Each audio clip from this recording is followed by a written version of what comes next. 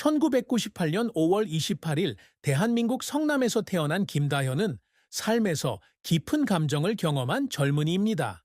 그녀는 희귀한 인터뷰에서 자신의 인생에서 가장 큰 슬픔은 10대 시절에 오해받고 고립된 것이라고 털어놓았습니다. 고등학교 시절 다현은 우수한 학생이었지만 수줍음이 많았고 조용한 성격과 사회활동에 참여하는 대신 책을 읽는 것을 더 좋아해서 친구들에게 종종 외면당했습니다. 그녀는 이상한 아이라는 별명을 얻었고 심지어 반 친구들에게 괴롭힘을 당하기도 했습니다. 조롱, 경멸의 눈빛, 어디에도 속하지 못한다는 느낌은 다현을 15살의 나이에 가벼운 우울증에 빠지게 했습니다. 그녀는 어느 날 밤 방에 앉아 베개를 껴안고 흐느껴 울며 왜 자신은 다른 사람들과 같을 수 없는지 궁금해했다고 말했습니다. 이 슬픔은 힘든 시기였을 뿐만 아니라 다현이 자신과 세상을 바라보는 방식에도 깊은 흔적을 남겼습니다. 그녀는 다른 사람의 감정에 민감해지고 항상 약자를 보호하려고 노력하지만 동시에 남아있는 열등감에 시달린다. 다현은 나중에 이를 극복하고 많은 성공을 거두었지만 고립의 고통이 때때로 여전히 돌아온다고 고백한다. 마치 어려운 시절을 조용히 상기시켜주는 그림자처럼 이런 슬픔이 그녀를 회복력이 강한 사람으로 만들었지만 동시에 그녀가 항상 수용과 사랑을 갈구하게 만들었습니다. 김다현은 예상치 못했지만 감동적인 방식으로 자신의 경력을 시작했습니다. 그녀는 고등학교를 졸업한 후 한국에서 가장 명문 대학 중 하나인 연세대학교에서 커뮤니케이션학을 공부하기로 결정했습니다. 다현은 대학 시절 글쓰기와 스토리텔링에 대한 열정을 발견했습니다. 그녀는 자신의 인생, 겪었던 고난, 그리고 얻은 교훈에 대한 이야기를 공유하는 개인 블로그를 시작했습니다. 그녀의 블로그는 솔직하고 통찰력 있는 글과 독자들에게 역경을 극복하도록 영감을 주는 방식으로 빠르게 주목을 받았습니다. 다현은 2019년 21세의 나이로 자신의 블로그에 올린 글들을 모아 밤속의 빛이라는 제목의 첫 번째 책을 출간했습니다. 이 책은 출간 첫 해에 10만 부 이상 팔리는 등 큰 인기를 끌었고 한국출판문화협회로부터 최우수 신인 작가상을 수상하기도 했습니다. 이 책의 성공으로 다현은 미디어 업계에 진출할 수 있는 문을 열게 되었다. 그녀는 문화와 라이프 스타일을 전문으로 하는 인기 온라인 잡지의 편집자로 초대를 받았습니다. 다현 씨는 뛰어난 글쓰기 실력과 트렌드에 대한 예리한 감각으로 단 2년 만에 콘텐츠 책임자로 승진했습니다. 2023년에 그녀는 팟캐스트, 비디오, 소셜미디어 캠페인을 포함한 디지털 콘텐츠 제작을 전문으로 하는 자신의 미디어 회사를 설립했습니다. 그녀의 회사는 화장품부터 기술까지 다양한 주요 브랜드와 협업하고 있으며 한국에서 가장 혁신적인 미디어 회사 중 하나로 여겨진다.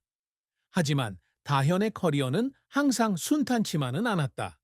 그녀의 가장 큰 실패 중 하나는 2022년에 일어났는데 그녀가 패션 브랜드를 위해 이끈 커뮤니케이션 캠페인이 문화적으로 무감각하다는 엄청난 비난을 받았을 때였습니다.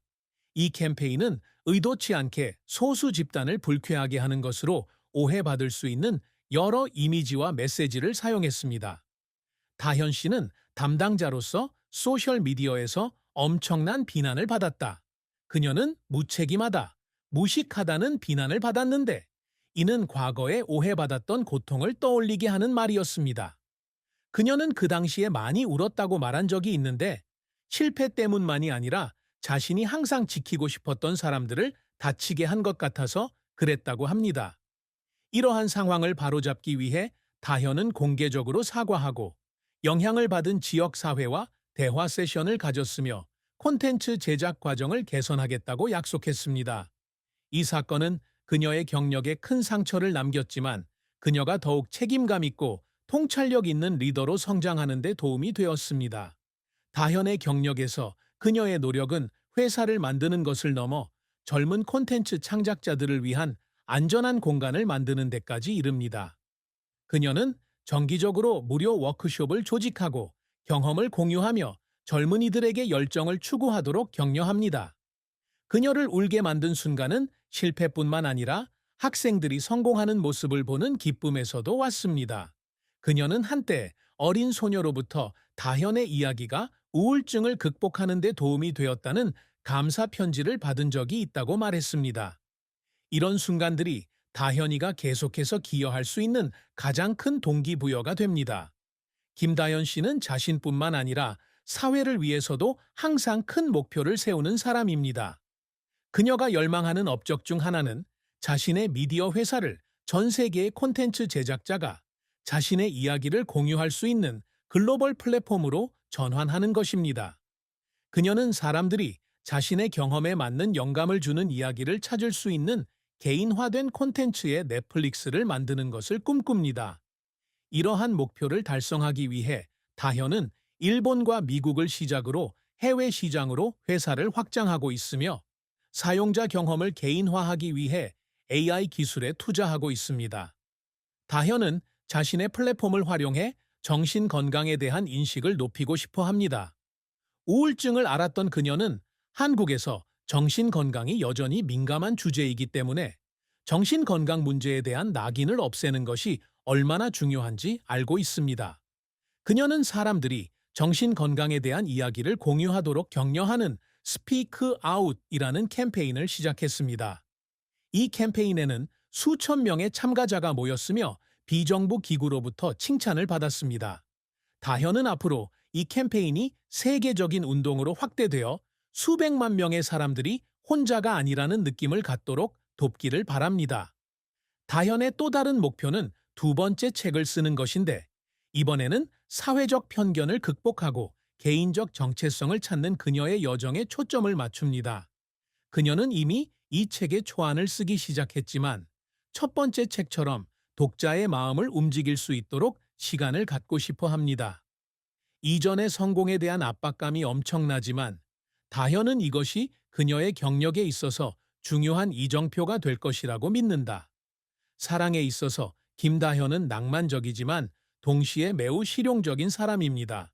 현재 26세인 그녀는 미혼이지만 2022년 팟캐스트 프로젝트에서 만난 음악 프로듀서 박지훈과 진지한 만남을 갖고 있습니다. 두 사람의 관계는 상호 존중과 예술에 대한 공통된 열정을 바탕으로 구축되었습니다. 지훈은 다현의 프로젝트에 대해 종종 조언을 해주며 그의 공연에도 참석해 응원해주기도 한다. 둘은 종종 소셜미디어에서 달콤한 순간을 공유하지만 동시에 그들의 관계를 어느 정도 비밀로 유지하기도 합니다. 하지만 다현의 연애 생활은 항상 순탄치만은 않다. 그녀는 지훈을 만나기 전 대학 친구와 3년간 사귀었습니다. 두 사람은 2020년에 서로의 목표와 가치가 다르다는 것을 깨달았고 그로 인해 관계가 끝났습니다. 이 이별은 다현에게 큰 슬픔이었습니다. 그녀가 그를 너무나 사랑했기 때문일 뿐만 아니라 영원히 지속될 것이라고 믿었던 관계를 유지하지 못했다는 느낌이 들었기 때문입니다. 그녀는 자신이 충분히 훌륭하지 않은지 궁금해하며 몇 달 동안 스스로에게 질문했다고 말한 적이 있습니다. 이러한 슬픔으로 인해 그녀는 일시적으로 사랑을 외면하고 공허함을 채우기 위해 오로지 자신의 경력에만 집중했습니다. 하지만 지훈과의 현재 관계는 다현이 사랑에 대한 믿음을 되찾는 데 도움이 되었습니다. 그녀는 그가 자신을 사랑받을 수 없게 만들 것이라고 생각했던 결점에도 불구하고 자신을 완전히 받아들여준다고 느끼게 한 사람이라고 말했습니다. 다현은 결혼할 생각은 없지만 앞으로 지훈과 함께 기쁨과 슬픔을 나눌 수 있는 가정을 꾸리기를 바란다. 김다현의 자산에 대한 구체적인 공개 정보는 없다. 하지만 베스트셀러 작가이자 편집자이며 미디어 회사의 창립자인 그녀는 상당한 수입원을 가지고 있을 것으로 추측할 수 있습니다. 그녀는 검소한 생활, 부를 과시하지 않는 것, 그리고 스피크 아웃 캠페인과 무료 세미나 등 사회복지 사업에 자주 투자하는 것으로 알려져 있습니다. 다현은 서울의 임대 아파트에 살고 있으며 그녀가 부동산이나 기타 귀중한 자산을 소유하고 있는지에 대한 정보는 없습니다. 김다현의 어머니 최수진 씨는 온화하면서도 강한 여성으로 항상 딸에게 큰 힘이 되어 왔습니다. 다현이가 겪은 슬픔에 대해 묻자 수지는 딸이 학교에서 괴롭힘을 당했던 몇 년을 생각하면 항상 마음이 아프다고 말했습니다.